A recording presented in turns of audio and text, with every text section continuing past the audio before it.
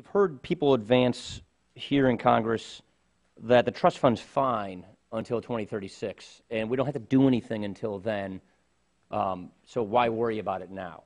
I want to get at the nature of that. Correct me if I'm wrong, but if we do that, then we have an across-the-board cut of about 23% that occurs in benefits. Is that correct? Exactly. And does that hit everybody equally, meaning does the 23% cut hit a low-income worker just as much as it hits a high-income individual? Well, as we understand it, our general counsel at Social Security across several administrations has indicated that the law actually does not speak explicitly to this. The commissioner, standing at that time, would simply have 77 cents available for every dollar of scheduled benefits, would not be permitted to spend more than that. We do not have borrowing authority, so a decision would have to be made about who would get the money. We could have an across-the-board 23% cut immediately, or a commissioner could say, well, we're not going to pay the March benefits in March, we'll wait till April. Wait until more revenues come in to allow full payment a month late. After a few months, we would perhaps then have to start paying benefits 2 months late.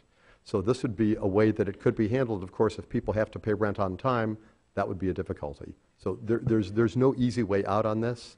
One could, channel this towards having bigger reductions for people with higher benefits. But that would be a decision up to Congress at the time, right?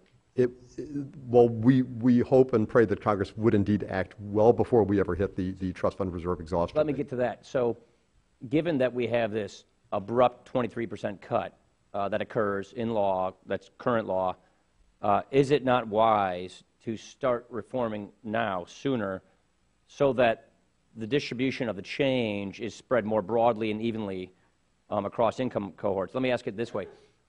Does that abrupt 23% cut hit current senior cohorts? Like a person who's turning 62 or 65 today, that affects them as well, correct? It certainly would. They would be at older age at that time, but clearly it would affect them. So, that is assuming that we wait and do absolutely nothing until that point. Right. So if one provides reforms soon, could you not prevent these kinds of effects from hitting those current cohorts?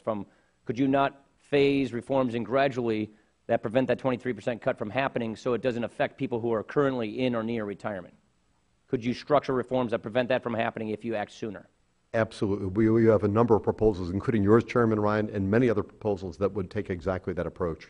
Our trustees and everybody who speaks on this has opined extensively about the value of acting sooner rather than later so that we can have gradual changes phased in and we have more options if we act relatively soon.